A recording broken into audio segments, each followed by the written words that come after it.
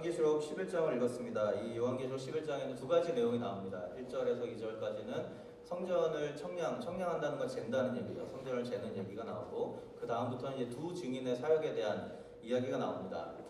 특별히 이 두 증인의 사역에 대한 사역을 역사적으로 굉장히 다양하게 해석을 해왔습니다. 그래서 중세시대에는 특별히 이 두 증인을 교회로 생각을 하고, 이 두 증인을 괴롭히는 이 본문에 나오는 짐승을 누구로 생각했냐 하면 당시 예루살렘을 정복했던 이슬람 그 세력으로 생각을 했습니다. 결국 이런 해석이 우리가 잘 아는 십자군 전쟁의 어떤 신학적인 기초를 마련해주는 그런 역할을 하게 되죠. 그리고 시간이 지나서 종교개혁 당시에는 이 두 증인은 개혁된 교회, 개혁교회로 생각을 하고, 이 짐승은 개혁교회를 괴롭히는 카톨릭이나 황제의 세력들을 이야기한다고 그렇게 해석을 해왔습니다. 그런데 제가 반복해서 말씀드리지만 이 계시록의 내용들을 이렇게 자신의 시대에 곧바로 1대1로 대응시키는 해석은 그렇게 올바른 해석이 아니라고 말씀을 드렸습니다. 사실 이런 해석은 결국은 자의적인 해석을 낳을 수밖에 없습니다. 모든 것을 지금의 일에 대비해서 막 해석하다 보니까 자의적인 해석을 낳게 되고, 결국은 이러한 것들이 역사적으로 수많은 이단들을 만들어내는 해석의 그런 방식이 되어버린 것이죠. 그렇기 때문에 우리가 계시록의 말씀을 성급히 오늘의 시대에 1대1로 적용하기 전에 우리가 해야 될 일이 있습니다. 그 뭐냐면 우리가 읽고 있는 이 본문이 계시록 전체 안에서 어떤 위치에 있고 어떤 역할을 하는가, 이것을 먼저 이해를 해야 되고요. 그 다음에 이 계시록을 처음 읽었던 독자들이었던 소아시아, 지금의 터키 지역에 살던 그리스도인들이 계시록을 들었을 때 어떤 교훈을 받았을까, 그들이 어떤 메시지로 이해했을 것인가를 우리가 먼저 생각을 해야 됩니다. 그리고 나서 그런 해석의 기초 위에서 오늘 그러면 우리는 어떻게 살 것인가를 생각을 해야 되는 것이죠.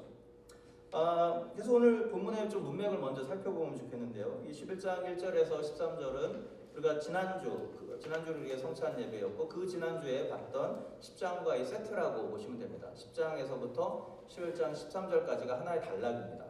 하나의 단락인데요. 이 단락은 제가 설명드린 것처럼, 지난번에 설명드린 것처럼 9장과 11장 14절에 나오는 사이의 중간에 끼어 있습니다. 9장 맨 마지막 절에 여섯 번째 나팔로 끝납니다. 여섯 번째 나팔이 불려지고 끝나고 11장 14절로 넘어가면 일곱 번째 나팔이 불려지는 장면이 나옵니다. 그 사이에 삽입이 되어 있는 것이죠. 왜 이 삽입이 들어가 있는지에 대해서 몇 번 말씀을 드렸습니다. 이것은 마지막 일곱 번째 하나님의 심판을 지연시키는 역할을 한다고 말씀을 드렸습니다. 그렇죠? 일곱 번째 나팔이 불면 이제 완전히 이게 끝나는데, 심판이 다 끝나고 아무도 이제 돌이킬 수 없는 상황이 되는데, 그 사이에 이 중간에 삽입 구절을 넣어서 지연시키는 역할을 합니다. 그 지연시키는 이유가 뭐라고 말씀드렸습니까? 마지막 회개의 기회를 주기 위해서라는 것이죠. 마지막 회개의 기회를 주기 위해서 잠깐 이 가운데 지연시키는 삽입구가 드러나는 것입니다. 그래서 오늘 본문에 보면 11장 우리가 읽었던 마지막 13절에 보면 어떻게 끝나냐 하면 하나님 이 두 증인의 사역을 통하여서 멸망당했어야 됐던 수많은 사람들이 하나님을 두려워하고 하나님께 영광을 돌리더라 하고 본문이 끝납니다. 다시 말하면 오늘 본문에 이 삽입된 그 목적이 이루어지는 것을 보게 되는 것이죠. 그러니까 오늘 본문을 언뜻 보면 하나님의 백성, 이 두 증인의 대적자인 사탄과의 어떤 싸움의 장면으로 우리가 쉽게 이해할 수 있지만, 결국 이 궁극적인 이 본문의 메시지에 담겨져 있는 것은 이 온 세상을 돌이키기 원하시는 하나님 아버지의 마음이라는 것을 우리가 알 수 있습니다. 자, 이런 어떤 배경을 가지고 오늘 본문을 살펴보면 좋겠는데요. 오늘 본문에서 우리가 먼저 알아야 될 것 중에 하나는 이 앞에 나오는 1절과 2절에 나오는 성전을 측량하는 장면과 뒤에 나오는 두 증인의 사역이 서로 분리된 다른 이야기가 아니라 서로 같은 이야기다라는 것을 우리가 좀 이해를 하셔야 됩니다. 그렇게 볼 수 있는 이유가 있는데요. 이 두 사건이 모두 같은 장소에서 같은 시간, 같은 기간대에 일어나고 있기 때문에 그렇습니다. 자, 우리 먼저 2절을 보시면요. 2절을 보면 이 성전이 어디 있냐면 이 거룩한 성에 있다라고 얘기합니다. 거룩한 성이라고 하는데, 신약에서 거룩한 성을 말할 때는 항상 이것은 예루살렘을 말합니다. 이 성전은 예루살렘에 있는 것으로 이야기를 하고 있는데, 마찬가지로 8절을 보면요. 두 증인이 사역한 곳을 어디라고 말하냐 하면 소돔이라고도 부르고 예루굽이라고도 부르지만 그곳이 어디냐면 저희 주께서 십자가에 못 박히신 곳이라. 십자가에 못 박히신 곳은 어디입니까? 예루살렘입니다. 당연히. 그러니까 이 두 사건이 지금 같은 장소에 일어나고 있다는 것을 우리에게 알려주고 있고요. 또 두 사건이 같은 기간에 일어나고 있다는 것도 우리가 알 수 있습니다. 왜냐하면 2절에 보면 이제 거룩한 이제 성전을 청량하는데 바깥쪽들은 측량하지 말고 놔둬라 그럽니다. 그러면 그 바깥들을 이방인이 42달 동안 짓밟을 것이다 라고 이야기를 합니다.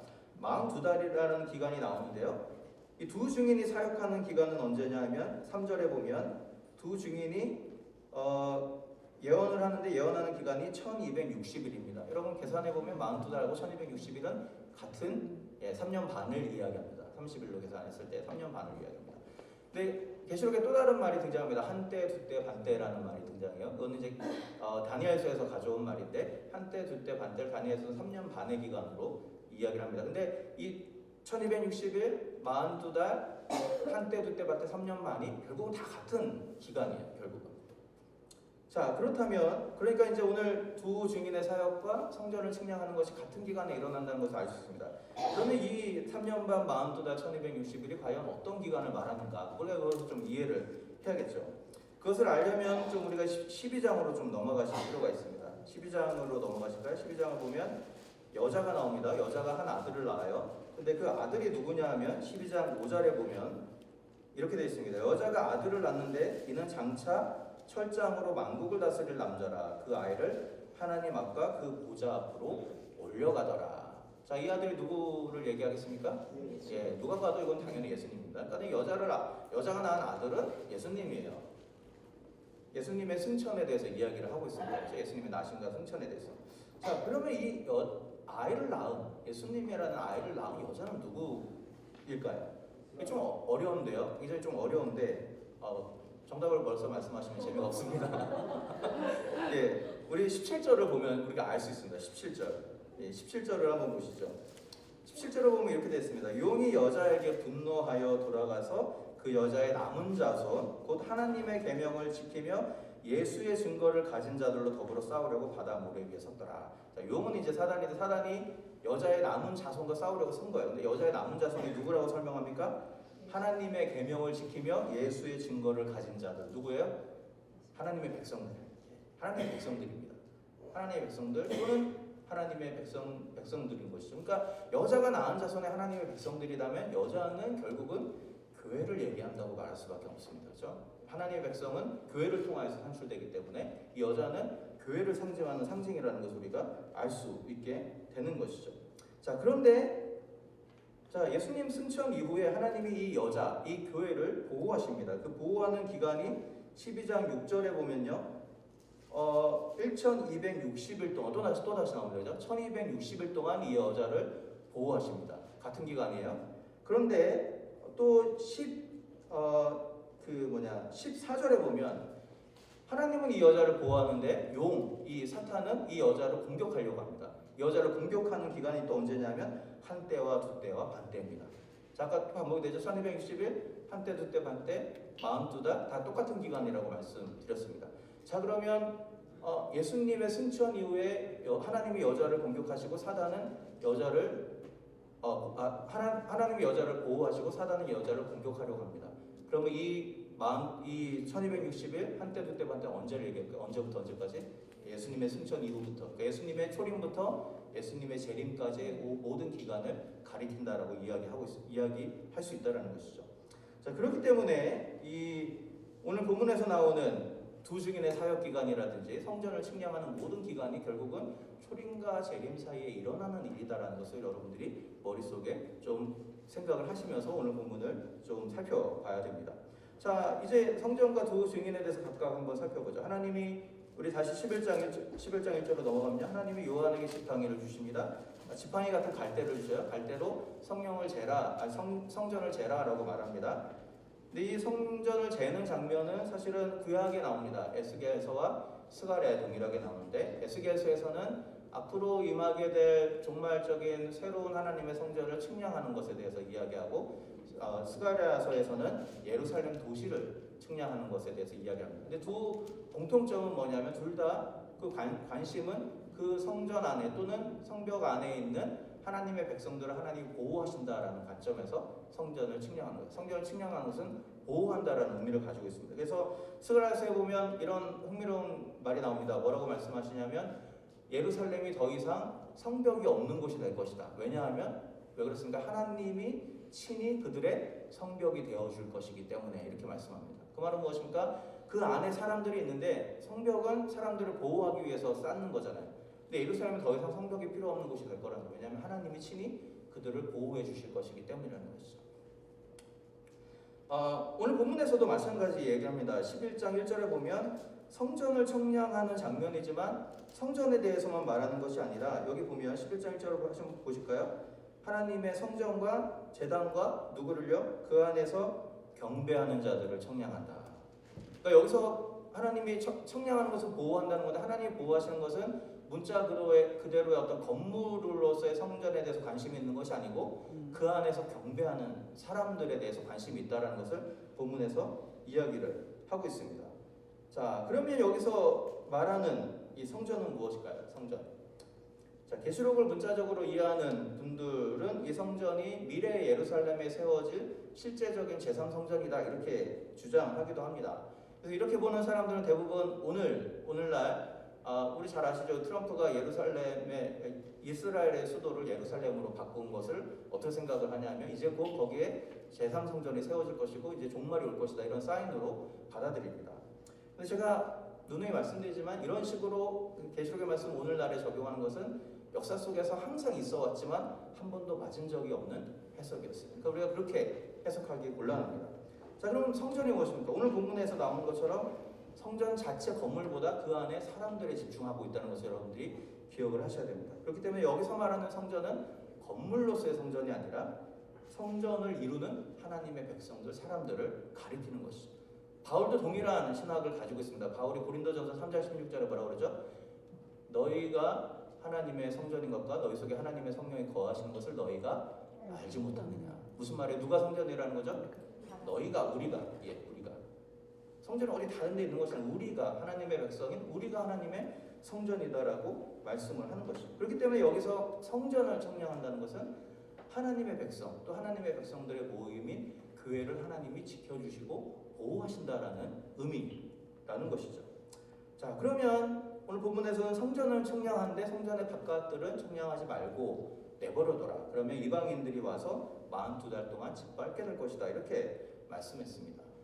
이 부분에 대해서 아마 제가 재작년인가 우리 그 수련회 때 뭐 나눈 기억이 있습니다. 우리 어차피 겹치기 때문에 한 번 더 말씀을 드리는데 이것도 이제 이것을 성전을 문자적으로 해석하는 분들은 이게 AD 70년에 예루살렘 성전이 무너지잖아요.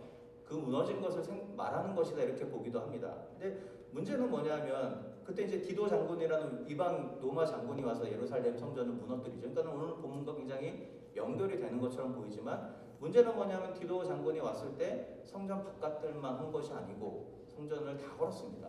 그러니까 안은 보호받고 바깥에만 짓밟히다는 말과는 서로 맞지 않는 것이죠.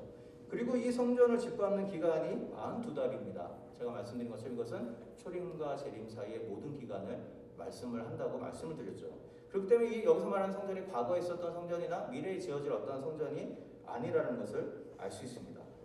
자, 그러면 성전 안은 보호받지만 성전 바깥들은 짓밟힌다는 것은 무엇을 뜻할까요? 이것은 초림과 재림 사이에 하나님의 백성인 교회가 당할 핍박에 대해서 이야기를 하는 것입니다. 하나님의 백성들이 당할 고난에 대해서 이야기를 하는 것이죠. 사실 이 본문의 배경이 다니엘서 8장입니다. 다니엘서 8장에 보면 이런 예언이 나와요. 한 왕이 일어나서 그 예루살렘의 성전과 성소를 짓밟고 핍박하게 될 것이다라는 예언이 나옵니다. 그게 누구에 대한 예언이냐면 역사적으로 유명했던 안티오쿠스 에피파네스라는 왕이 있습니다. 이 왕이 실제로 예루살렘을 쳐들어가서 예루살렘 성전을 파괴하고 그 안에다가 무슨 일을 했냐면 돼지로 제사를 지내고 그 안에 제우스 신상을 딱 성전 안에 딱 세워놓는 일을 합니다. 돼지는 유대인들에게 있어서 부정한 동물이었죠. 그러니까 이것은 유대인들에게서 굉장히 치욕적인 사건이고 이 과정 속에 이 안티오쿠스 에피파네스라는 왕이 이 이스라엘 백성들을 엄청나게 핍박을 했습니다. 성전이 이방인에게 짓밟힌다라는 것은 그들의 입장에서는 어떤 의미냐면 하나님의 백성인 우리가 다른 사람들에게서 핍박을 받는다라는 상징적인 의미를 갖는 것이죠. 자, 이렇게 볼 때 이 성전이 보호받지만 성전 바깥뜻은 짓밟힌다라는 것은 결국은 하나님의 백성인 교회의 이중적인 정체성을 알려주는 것입니다. 하나님의 백성인 교회는 하나님의 보호를 받습니다. 그래서 성전을 줄로 청량한다는 것은 하나님이 우리의 모든 것들을 세세하게 그만큼 알고 계신다는 것이죠. 그만큼 우리를 지키시고 보호하신다는 거예요.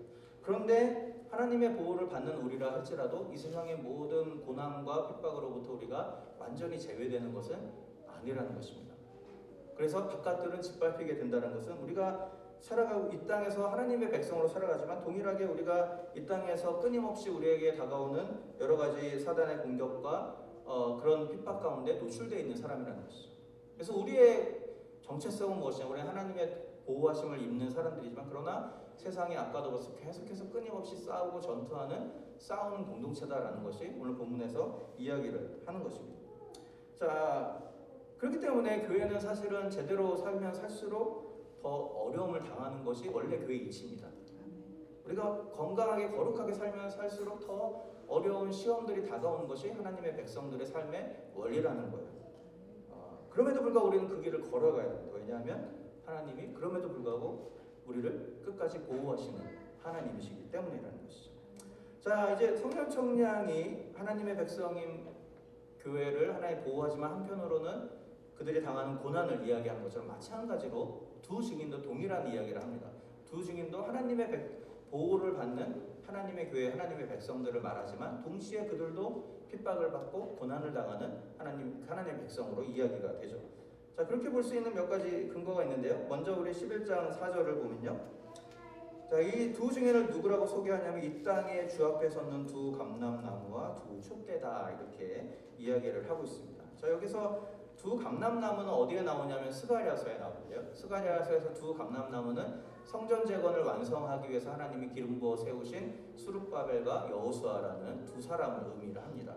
그래서 이 두 감람나무라는 의미를 통해서 우리는 이 두 증인이 하나님의 특별한 목적을 위해 기름 부음 받은 자들이라는 것을 알 수 있습니다. 자, 그런데 두 촛대라고 또 말했어요. 두 촛대는 어디서 나오죠? 촛대는 우리 계시록의 맨 앞에 나옵니다. 계시록 1장 20절에 보면 일곱 촛대에 대해서 말하는데 일곱 촛대는 곧 일곱 교회다 이렇게 얘기했습니다. 그러니까 여기서 말하는 두 촛대는 교회를 이야기한다는 것을 알 수 있죠. 자, 이 말을 종합해보면 무슨 얘기가 됩니까? 이 두 증인은 하나님의 사명을 위해서 기름 부음 받은 사람들인데 결국 누구를 가리키냐면 하나님의 교회, 하나님의 백성들을 가리킨다라는 것이죠. 자, 그리고 또 예언하는 기간이 1260일 동안이에요. 말씀드린 것처럼 초림과 재림 사이에 하나님의 백성으로 부름받은 우리들, 하나님의 교회가 해야 될 사명이 무엇인지를 두 증인의 사역이 우리에게 알려주고 있는 것이죠. 그런데 성전 청량에서 나온 것처럼 이 두 증인도 마찬가지입니다. 한편으로는 보호를 받지만 한편으로는 핍박을 당하고 고난을 당하는 모습이 오늘 본문에 나와 있어요. 자, 오늘 본문을 한번 살펴보죠. 우선 두 증인이 엄청난 능력을 가지고 능력을 행하는데 그게 5절과 6절에 나옵니다. 여기 보면 입에서 불이 나와서 대적들을 삼킵니다. 하늘을 닫아서 비를 내리지 못하게 하고 물을 피로 바꾸고 엄청난 일들을 합니다. 자, 이것을 우리가 문자적으로 받아들이면 큰일 납니다. 그래서 교회가 세상과 막 이렇게 싸워야 된다 이렇게 우리가 생각하면 오산이고요. 사실 이것을 여러분 읽다 보면 구약 성경이 연상되게 되어 있습니다.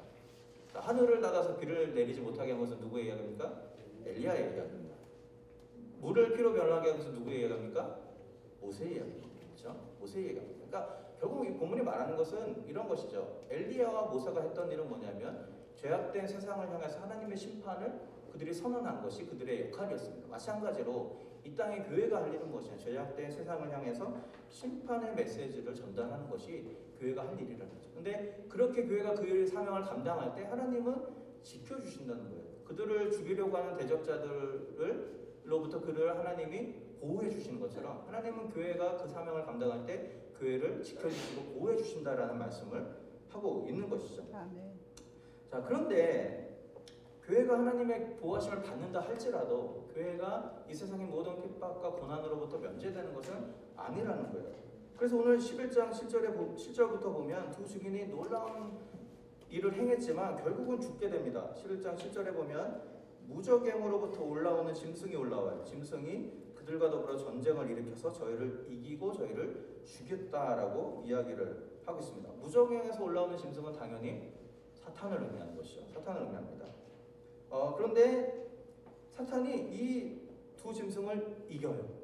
여러분, 이긴다는 표현이 계시록에서 굉장히 중요한 표현이잖아요. 이긴다는 말 어디서 약속이 나오죠? 계시록 2장 3장에 보면 계시록의 7교회에 하나님이 말씀하십니다. 너희가 신실함을 지키면 너희가 이길 것이다. 이기는 자에게는 하늘의 멸류관을 줄 것이고 이기는 자에는 내 보좌 옆에 앉게 해주겠다라고 말씀을 하셨는데, 그런데 도리어 여기서 누가 이깁니까?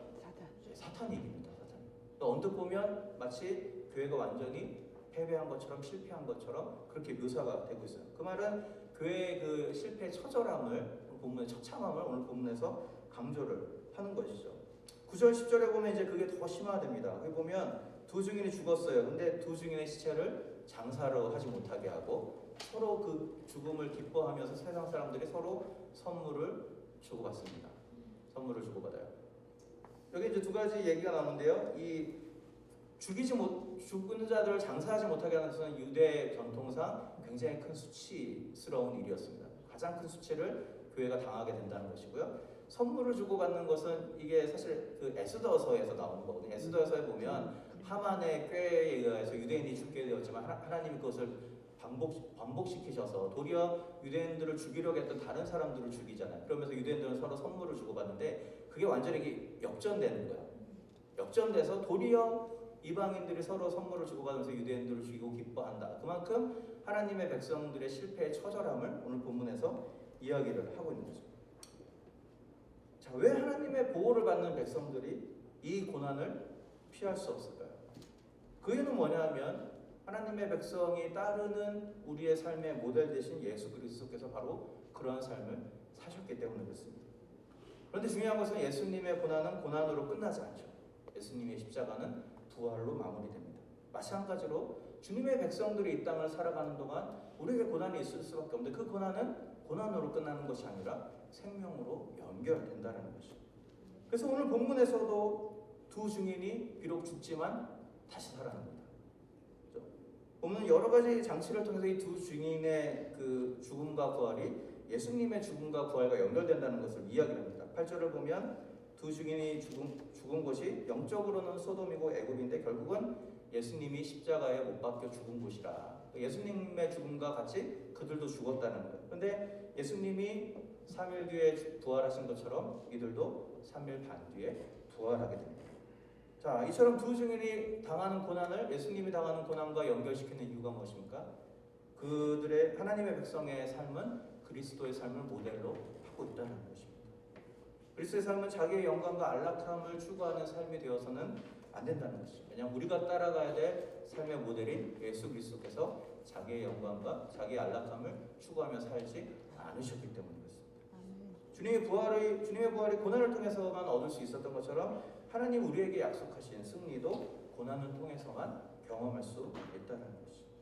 그런 의미에서 사실 하나님의 백성들은 되도록 손해보며 사는 삶을 사는 게 맞습니다. 되도록이면 불편하게 사는 것이 도리어 맞습니다. 교회도 마찬가지로 되도록이면 편한 사역보다는 좀 힘들고 버거운 사역을 하는 것이 더 올바릅니다. 왜냐하면 그것이 바로 우리의 부르심의 본질에 더 합당한 삶이기 때문에 그렇다는 것이죠. 하나님의 백성이 그렇게 살아갈 때, 희생하며 살아갈 때, 죽으며 살아갈 때 그들이 하나님께서 그들을 통해서 놀라운 일을 이루십니다. 그게 바로 오늘 본문의 마지막에 나와 있는 11절에서 13절 말씀입니다. 자, 두 증인이 죽음이라는 고난을 당합니다. 근데 하나님이 그들을 그냥 내버려 두지 않으세요. 그리고 그들에게 생기를 불어넣어서 다시 살게 합니다. 여기 생기는 다르게 번역하면 생명을 주시는 성령 이렇게 번역할 수도 있습니다. 그 번역이 더 맞는 것 같아요. 제가 보기에는 생명을 주시는 성령께서 그들을 살리십니다. 그리고 그들을 일으켜서 하나님께로 올라가도록 만들어 주시는 것이죠. 결국 하나님의 백성들과 하나님의 교회를 하나님 끝까지 지켜주신다는 것을 오늘 본문에서 이야기합니다. 더 중요한 것은 뭐냐면 이 사건으로 어떤 일이 일어났는가라는 거예요. 이 사건의 결과가 무엇인가. 자, 13절을 한번 보시죠. 13절 한번 같이 한 목소리로 읽겠습니다. 13절입니다. 그 시에 큰 지진이 나서 성 10분의 1이 무너지고 지진에 죽은 사람이 7천이라. 그 남은 자들이 두려워하여 영광을 하늘의 하나님께 돌리더라. 자, 유대 전통적으로 지진이라는 것은 하나님의 심판을 가리킵니다. 그래서 지진으로 7천 명이 죽었다. 이제 하나님이 그들을 심판한 것이죠. 두 증인을 괴롭혔던 사람들을 심판한 겁니다. 그런데 본문을 보면 심판으로 끝나지 않습니다. 심판으로 끝나지 않고 어떻게 되죠? 지진이 나서 성의 10분의 1이 무너졌습니다. 그 말은 뭐죠? 나머지 10분의 9는 남아있다는 얘기입니다. 무너지지 않았다는 얘기입니다. 7천 명이 죽었습니다. 그 말은 무슨 말입니까? 7천 명 외에 나머지는 살았다는 얘기입니다. 근데 7천 명 외에 나머지 사람들이 결국 어떻게 했습니까? 두려워하면서 하늘의 하나님께 영광을 돌리더라. 하나님께 영광을 돌렸다는 말은 하나님을 전심으로 정말로 경배했다라는 의미를 갖는 것이죠. 자, 그러면 왜 하필이면 7천 명만 죽었을까요? 7천 명? 7천 명 하면 떠오르는 사건이 있죠. 엘리야에게 하나님이 뭐라고 말씀하셨습니까? 남은 자. 바알을 따르지 않는 7천 명을 너에게 남겨주셨다라고 말씀을 했습니다. 근데 오늘 본문에서는 그게 반대로 됩니다. 거기는 7천 명만 남고 나머지는 다 바알을 따랐는데 오늘은 어떻게 되죠? 7천 명만 죽고 나머지는 다 하나님을 경배했다 이렇게 말하고 있어요. 그러니까 더 많은 사람이 하나님을 경배한 겁니다. 물론 이건 과장법이고요. 7천 명 딱 세갖고 7천 명 빼고 나머지는 다 하나님 경배했다 이런 게 아니고 계시록에서는 과장법을 종종 사용하는데 그만큼 많은 사람들, 그만큼 많은 그 나라와 많은 민족과 많은 곳에서 온 사람들이 하나님을 경배하게 되었다는 것입니다. 근데 중요한 것은 이들이 어떻게 하나님을 경배하게 되었는가? 이들을 경배하게 하기 위해서 가장 중요한 역할을 한 것은 뭐냐면 두 증인이 죽었기 때문이었습니다. 두 증인이 죽었기 때문에. 그 두 증인이 죽고 하나님이 그들을 다시 살려나시는 그 사건을 통하여서 수많은 백성들이 하나님께로 돌아오게 된 것이죠. 우리 혹시 9장을 여러분 기억하십니까? 9장 맨 마지막에 보면 하나님이 6번째 나팔 심판을 주시면서 많은 사람들이 죽었는데 어떻게 했다 그랬죠? 수많은 사람들이 여전히 회개하지 아니하고 우상을 섬기고 귀신에게 절하더라 이렇게 끝납니다. 9장에서. 그러니까 하나님의 심판은 사람들의 회개를 이끌어내지 못했어요. 근데 오늘 무엇이 사람들의 회개를 이끌어냈습니까?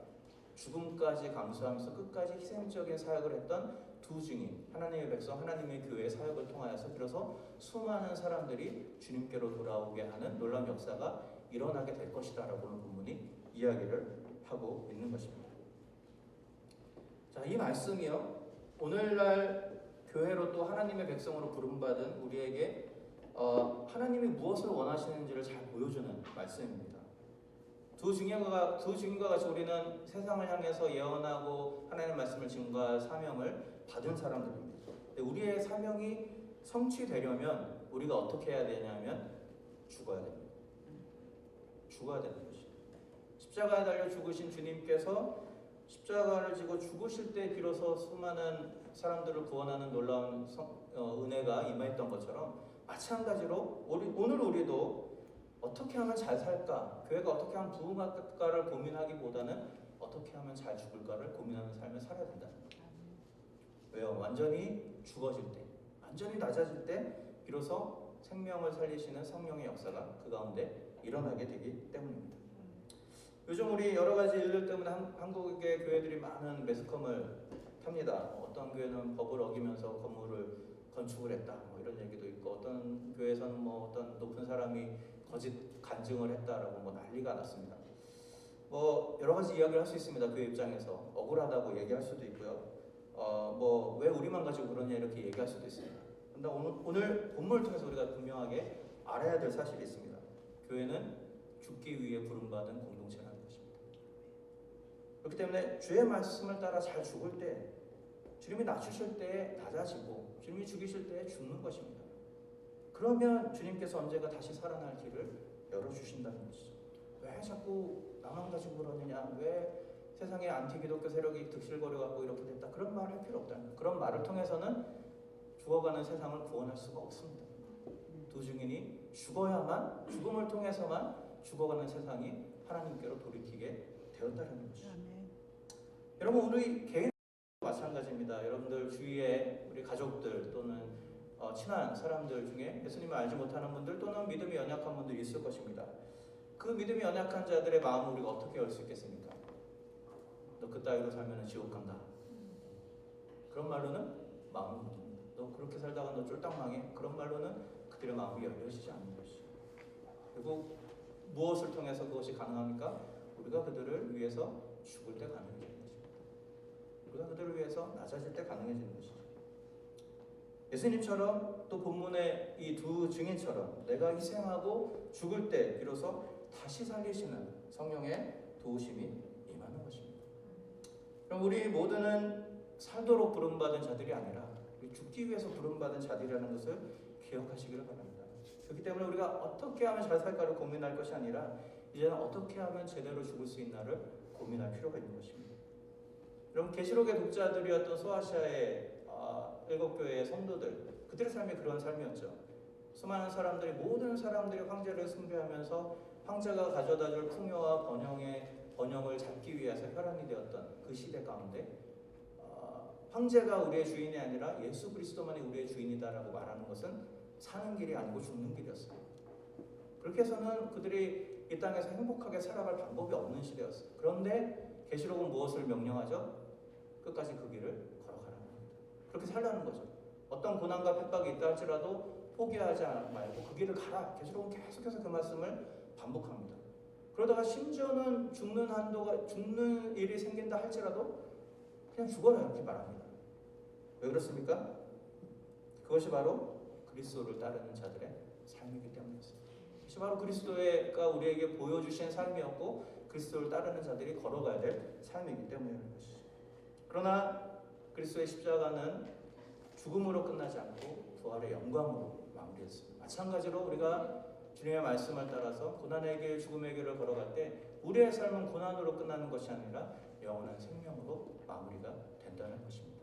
오늘 이 말씀을 기억하시면서 이 소망을 품고 주의 말씀을 따라서 날마다 죽는 우리가 되면 좋겠습니다. 날마다 죽고 날마다 낮아지고 날마다 세상을 품는 주의 백성이 되므로 말미암아 우리 삶의 현장 가운데 다시 살리시는 놀라운 성령의 역사가 일어날 수 있기를 주님의 이름으로 부탁드립니다. 기도하겠습니다.